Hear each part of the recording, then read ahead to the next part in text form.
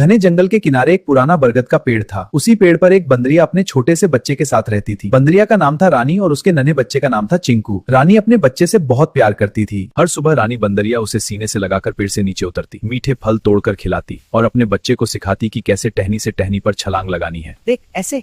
चिंकू अभी बहुत छोटा था। वह अपनी माँ की पूंछ पकड़कर चलता और हर समय उससे चिपका रहता।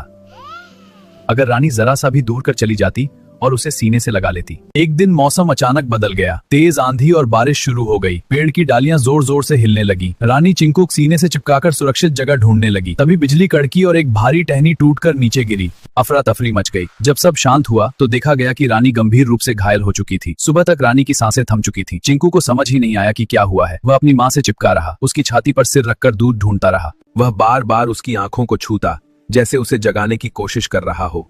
लेकिन रानी अब कभी नहीं जागने वाली थी। अरे बेचारी बंदरिया मर गई और ये बच्चा अभी भी उससे चिपका है। चिंकू अपनी माँ को छोड़ने को तैयार ही नहीं था।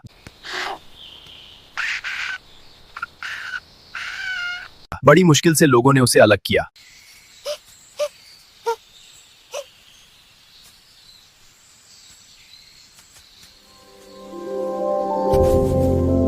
अब चिंकू अकेला था। बरगद के पेड़ पर और भी बंदरियां रहती थीं। चिंकू डरा सहमा उनके पास गया। उसने एक बंदरिया के पेट से चिपकने की कोशिश की, लेकिन वह बंदरिया उसे झटक कर दूर हट गई।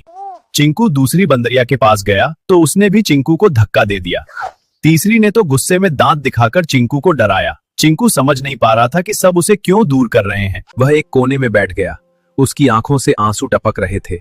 वह भूखा था, डरा हुआ था और सबसे बढ़कर वह मां के बिना था।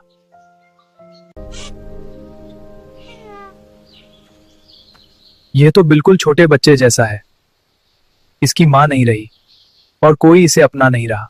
डर मत चिंकू, देख मैं तेरे लिए टेडी लाया हूँ। मैं तुम्हारा दोस्त हूँ। लो केले खाओ। हाँ खाओ।